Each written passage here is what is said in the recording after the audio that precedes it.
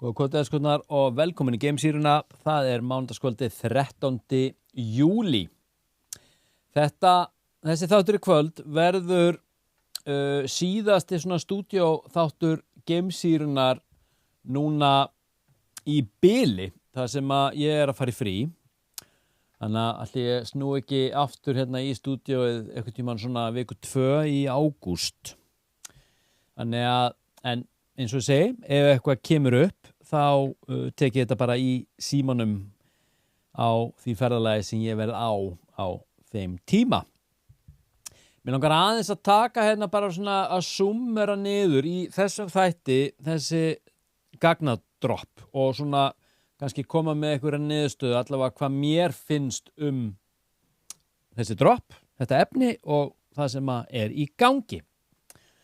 Þetta er sem sagt DOW, Department of War.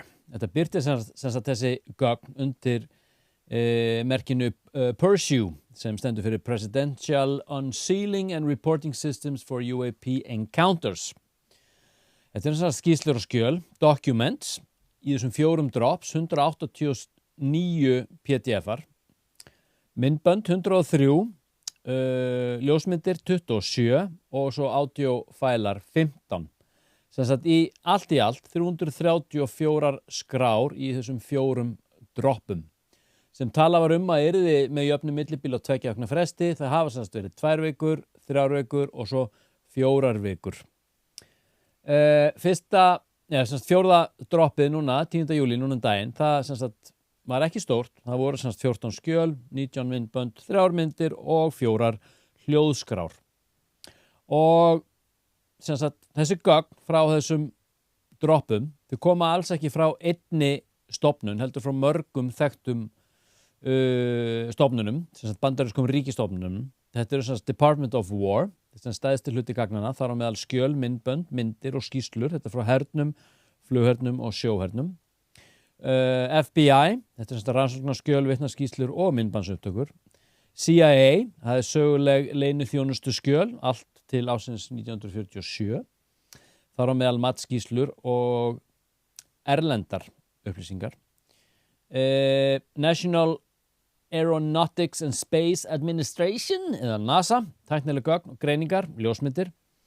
Sem sagt greiningar, þar sem slík gögn hafa verið gerð tiltæk, emitt. Svo er það United States Department of State, þetta er svona sendiráðsskeyti, þetta eru skilaboð úr sendiráðum og skýrslur erlend atvik. Og sem sagt Intelligence Community, það eru greiningar sem koma frá bandarísku leyniþjónustu samfélaginu í heild sinni. Það er einnig skjöl til dæmis frá eldri verkefnum og herdeildum, meðal annars Project Blue Book, Air Technical Intelligence Center, eða ATIC, Air Force Office of Special Investigation, eða AFOC, Naval og Army Intelligence.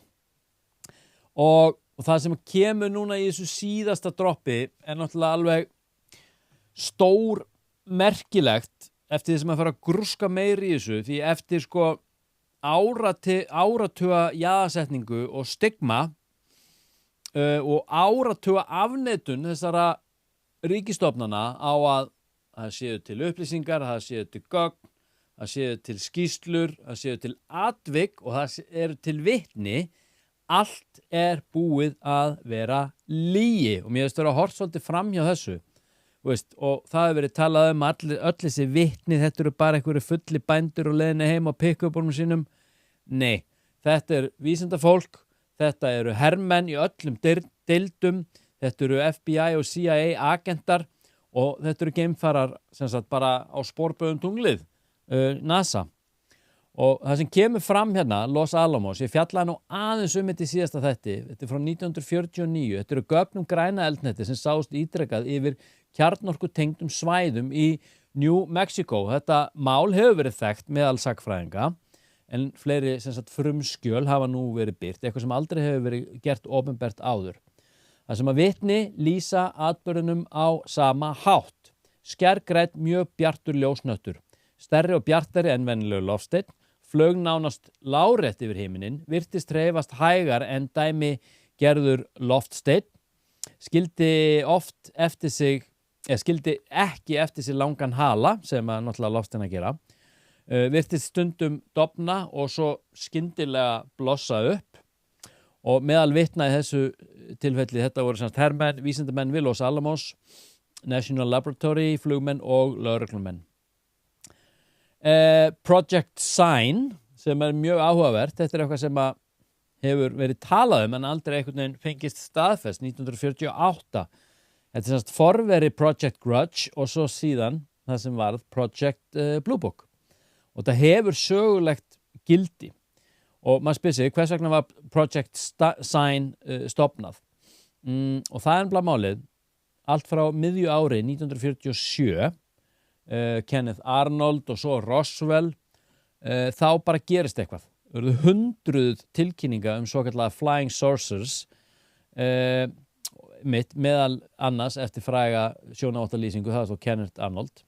Bandaríski flugherinn hafði áhyggjur af því hvað þessi fyrirbæri getur verið. Og það sem gerir Project Sign svona umdeilt sagan skýrslu sem kölluð Estimate of the Situation. Þetta skýrsla sem hefur verið talað lengi, en hún hefur semst aldrei fundist, en margir hafa nefnt hana. Það sem sagt samkvæmt meðal annars, samkvæmt fyrrverandi flugherforingja, Edward J. Rupert, skrifuðu rannsakendurnir árið 1948 leyniskýrslu, þar sem þeir töldu að sum UFO-atvik væru raunveruleg og ekki væri hægt að rekja í rauninni þessi flíildi eða diska þá annarkvort til Bandaríkjanna eða Sovétríkjanna. Það var engin önnur lönd á þeim tíma sem komu til greina.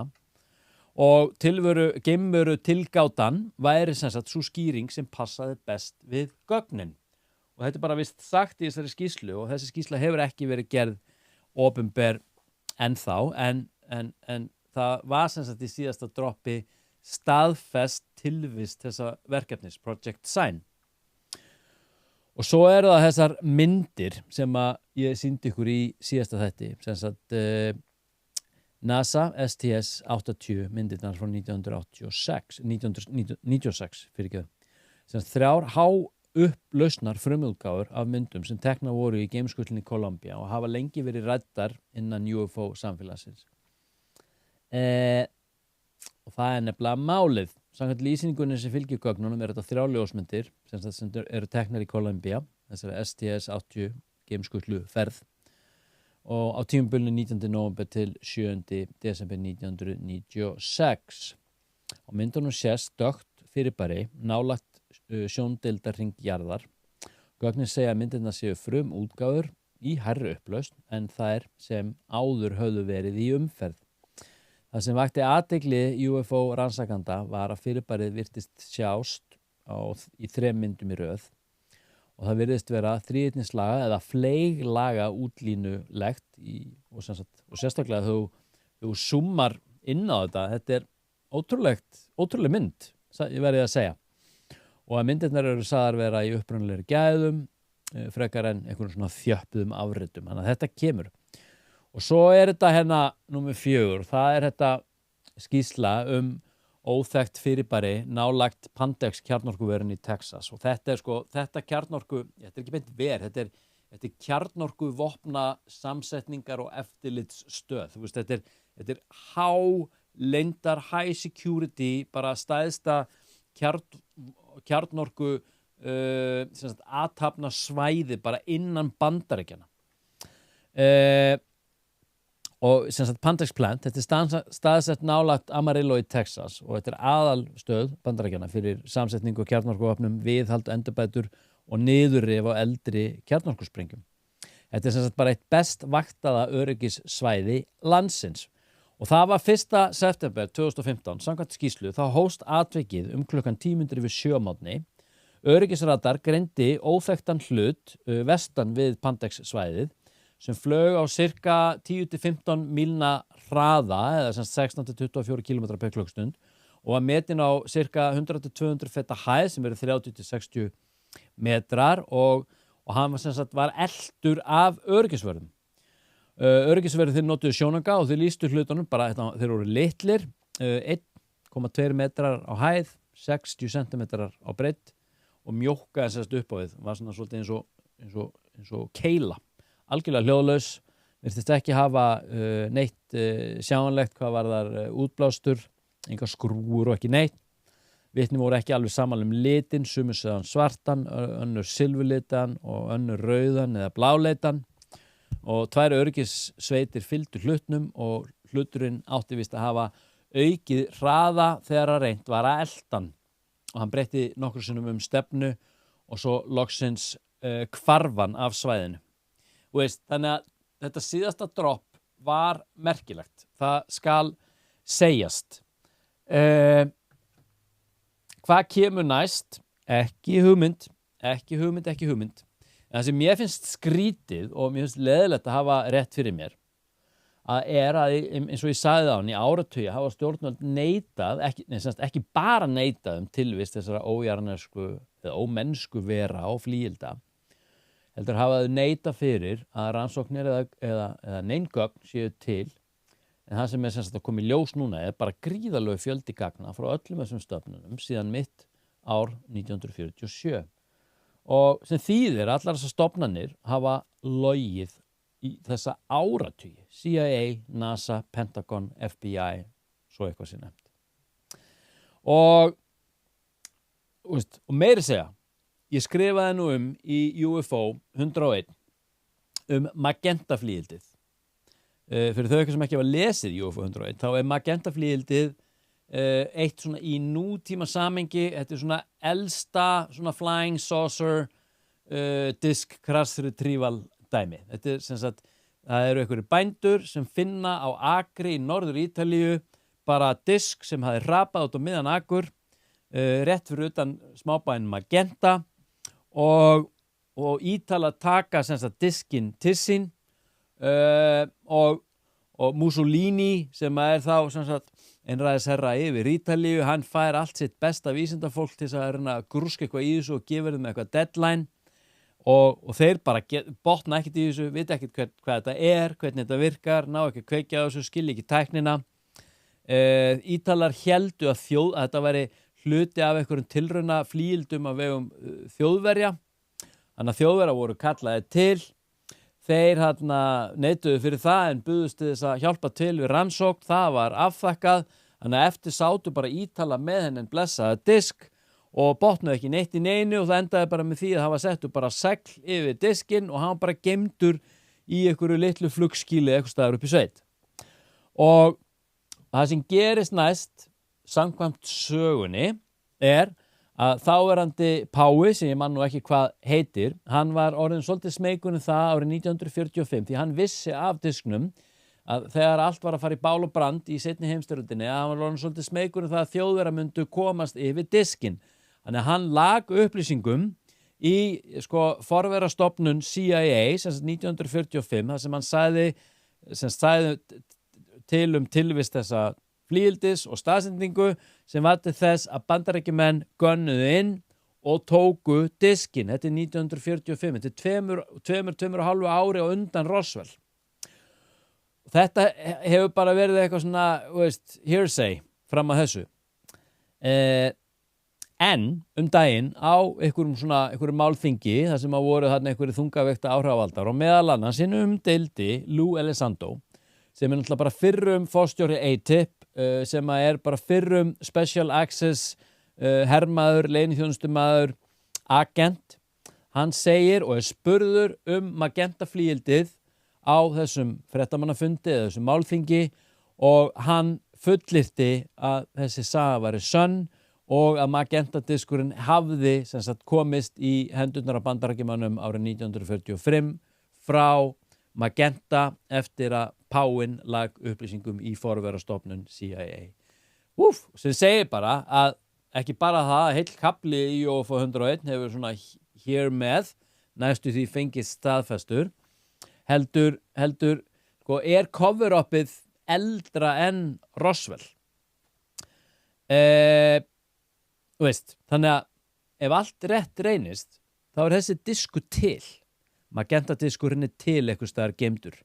Roswell-diskurinn til einhvers staðar geymdur og það sem núna náttúrulega búið að vera í gangi varðandi Virginia sem í janúar 1996 að sko forsetaframbjóðandi hann Aldo Rebelo núna í Brasilíu, hann að halda því fram að þetta raunverulega gerðist, hann sinnti ráðuneytisstörfum, hann var sem sagt einhvers konar ráðherra á þeim tíma og hann fullyrti fyrir víst að þetta gerðist og hann segist vera tilbúinn til þess að deila öllum sínum upplýsingum Varginja-málið svo lengi sem að Bandaríkjamenn séu tilbúin til þess að gera slíkt hið sama því Bandaríkjamenn flugu inn á herflugvöllinn rétt fyrir utan São Paulo í sem sagt lok janúar byrjun febrúar 1996 og þeir hirtu diskinn eða vindilinn eða hvað þetta nú var, flíldið sem rapaði og ekki nóg með það heldur tókuðu með sér 2 eða 3 verur og þar af 1 af þeim lifandi.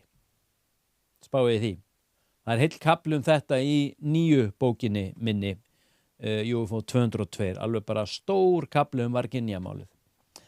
Sko, David Grush, hann hefur sagt í viðtali, ég heyri þetta sjálfur, hann náttúrulega fyrir þau eitthvað sem ekki vita, þá hann uppljóstrari sem kom á sjónarsviðið í viðtali við News Nation í held ég apríl 2023 og svo 2 mánuðir setna bar hann vitni frammi fyrir task force eða þingnefnd innan bandaríska þingsins. Þetta sem þessar stóru þingyfirheyslur sem hann bar vitni saman með David Fravor sem var viðriðinn TikTok atvikið og Ryan Graves sem var viðriðin sem sagt gimbal eða go fast myndböndin. Risa vitnalislur. Og David Grush, hann sem sagt núna starfar sem ráðgjafi fyrir Eric Burleson, þingmann í málum UFO og svona þungaveiktar maður eða áhrifavaldur í þessari uppljóstrunar sveiflu allri. Uppljóstrunar sveiflu. Og David Grush hefur haldið því fram að flíildin sem Bandaríkjamenn eru með í sinni vörslu innan Bandaríkjanna, þá eru bara að tala Bandaríkjamenn. Hann sagði þau eru mörg og hann var spurður hvað mörg, hann sagði ég má ekki segja það nákvæmlega en þau eru fleiri en 10 og færri en 100. Þannig að sko dularfullt. Þessi mál virðast mikið vera tengt kjarnorku, vopnum, geymslusvæðum, samsetningarsvæðum, þróunar- og tilraunarsvæðum, kjarnorku kafbátum og svo framvegis, sem stemmir auðvitað bara við það, auðvitað bara stemmir við gögnin sem við erum að sjá, en virðist líka stemma við það sem að menn hafa sagt í langan tíma, meðal annars Marco Rubio, utanríkis ráðherra Bandaríkjanna, sem hann sagði í heimildamyndinni The Age of Disclosure eftir Dan Farah sem kom út síðasta haust. Við erum að fá hellinga hellingaskýrslum, myndböndum, en við erum ekki að fá neinar upplýsingar hvar þessi rannsóknarvinna og hvar við erum stödd í dag. Við erum með greinilega vinnu aftur til ásins 1947. Það eru 79 ár síðan og þessum tíma hafa einkaverktakar, stríðstóla iðnaðurinn, hann hefur komið sem sagt bara sterkt inn og þeir eru sem sagt sagðir búa yfir leyndardómum sem þeim ber í raun engin skylda til þess að uppljóstra því þeirra deildir eða verkefni falla ekki undir neinar reglur eða lög hvað varðar uppljóstrun eins og með ríkisgögn, ekki frekar en þú getur skyldað Coca-Cola Company til þess að uppljóstra sinni uppskrift af Coca-Cola. Það er bara einfaldlega ekki hægt. Þannig að þeir sitja að þessu. Þetta er svona eins og fyrirtækið Vardex, hétta það ekki, í Disclosure Day. Þetta er hluti, stór hluti af djúpríkinu. Það er private sector. Það er sko, þetta eru the warmongers. Þetta er stríðstóla iðnaðurinn. Þetta er djúpríki. Þetta eru einstaklingarnir sem að hafa í öll þessi ár þegar þessi uppljóstrun hefur verið í gangi, þeir hafa aldrei sagt fucking múkk. Ekki neitt. Engar yfirlýsingar, segja ekkert af eða á, bara, þeir neita ekki, játa ekki, gangast ekki við neinu, mótmæla engu, það bara heyrist ekki í þeim. Skítapésar. Og framundan, who knows, ég nú fjallaði aðeins þetta áður, Lou Elizondo, ég nefndi hann áðan, hann var í viðtælum daginn, þar sem hann talar ljósmyndir sem að hann hefur séð og heyrt af líka, en séð eitthvað að þeim, sem sýna, þetta eru ljósmyndir innan NASA, sem að sýna greinileg mannvirki á yfirborði fjarhlið tungsins. There you have it. Hvað myndi það segja ykkur? Væri það nóg til að fá fólk til að opna augun? Efast það. Þingmenn og konur eru farin að tala að fólk hreinlega myndi ekki sofa á nóttinni eða fengi í einum rykk að vita eða sjá þær upplýsingar sem liggja fyrir. Hvað segið þið? Ég efahyggjumaður í grunninn og þegar kemur á uppljóstrun á hálfu ríkis og fyllist í efahyggju og minnist orða Werner von Braun hann var á dánarbeðinu 1977 og ég segi ykkur það það bara 20 mínútur. Werner von Braun 1977, hann á dánarbeðinu, aðstofakona hans Carol Rosen situr hérna hjá honum og hann segir við Carol herra skan, nú ég að deyja en ég ætla að segja svolítið. Aðgerðar áætlun djúpríkis þríþætt og hlustiði nú.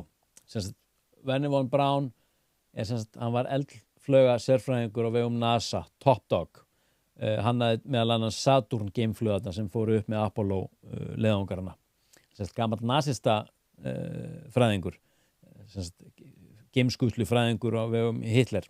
Hann bara var fluttur til Bandaríkjanna eftir seinni heimsstyrjöld. En hann segir að þessi aðgerðaráætlun sé þríþætt. Númer 1, það að skapa sameiginlegan óvinn í austri, stóri björnin. Númer 2, það að skapa sameiginlegan óvinn í formi hryðjuverkahópa í Miðausturlöndum og þá samtvinnar hann hlut 1 og hlut 2 því þegar að stóri björnin ræðst inn í Afganistan, hvað gerir CIA þá? Þeir eru búnir að búa til óvinn númer 1 og til þess að búa til óvinn númer 2 þá vopnavæðar og þjálfa einhverja kúrdíska bændur til þess að berjast við stóra björnin. Þannig að þeir eru konum með bæði bara allt í gangi og svo bara verður hérna sviðsett eitthvað 9/11 og allt í gangi og þeir eru farin í Sýrland og Afganistan og hérna Líbíu og taka burt alla þessa vondu innræðisara. Og svo sagði hann að loka trompið og þarna komið bara allsherjar alheims eða bara global army government þar sem að öll ríki heims eru bara tekin þeir eru bara drenaðir allir sjóðir því það bara einn her global army bara government control að berjast við einn sameiginlegan óvinn og það sem sagt út frá atburðarás sem að myndi skilgreinast sem sviðsett innrás utan úr geimnum. En til þess að geta þetta þá þurfa þeir að breyta narratífunni. Þeir þurfa að afjaðarsetja málaflokkinn þannig að fólk geti tekið af sér áhlattinn og sagt, hey, they're actually aliens. Og ég meina, hver sagði það betur en Barack Obama í viðtali daginn, aliens are real. Hann sagði það, hann hefur sagt þetta áður. Þannig að þeir sem sagt afjaðarsetja málaflokkinn, afvega leið okkur í einhverja ákveðna átt með stýrðri uppljóstrun og þetta tekur smá tíma, þetta ákveðin svona collective psychology, sálfræði eitthvað og þegar þú ert komið með okkur hingað, þar sem að við ekki bara trúum heldur vit eða teljum okkur vita, þá er þetta að gera hvað sem við okkur. Hvað sem sprengja henni einhverja litla ómerkilega borg, eitthvað stað sem hefur ekkert svona financial capital meaning skiljið, getur verið Melbourne eða eitthvað álíka skiljið, Sheffield eða Liverpool eða eitthvað svona skítaborg, sprengja hana bara eða hann einhverju milljónum manns til þess að framkalla ótta, til þess að réttlæta viðbröð að hálfu alheims herstjórnarinnar. Búm, búm, búm, búm, who knows. Herraskutnar, með þessu slæ ég botnin í tunnuna eins og einhver mögulega myndi segja, hvað veit ég bara á Breiðholtinu. Ég ætla að fara í frí, ég ætla að byrja á því að keyra hringinn í kringum landið, svo kem ég aftur heim og þá ætla ég að fljúga til Danmerkur og vera þar að éta shawarma í 4 daga og svo ætla ég að fljúga þaðan til Sardiníu og ég ætla sem sagt að vera í Sardiníu að rúnda og éta pítsu og þið vitið eitt, þegar þið eru í Ítalíu, þið drekkið aldrei kaffi með mjólk eftir hádegi. Það no, má ekki. Og aldrei tómatsósu Biðjið aldrei tómasós og veitingastað. Þið bara borðið pastaðið eins og það er borið fram og engin mjólk í kaffið eftir hádegi. Er það skilið? Geggjað, við þykir sjúklega vænt ykkur. Ef þið viljið followa Gamesýruna, þá er það TikTok, UFO, Gamesýran. Ef þið viljið gera það á YouTube, mæli sterklega með því. Það er semst þvottahúsið, Gamesýran, og svo er það Gunnar Dan á Facebook. Það er hressandi að fylgja Gunnar Dan á Facebook. Hann er mikill Facebook-kall. Ég birti þar alla þessa þætti sem Reels. Þetta er næst, þykir sjúklega vænt ykkur. Namaste.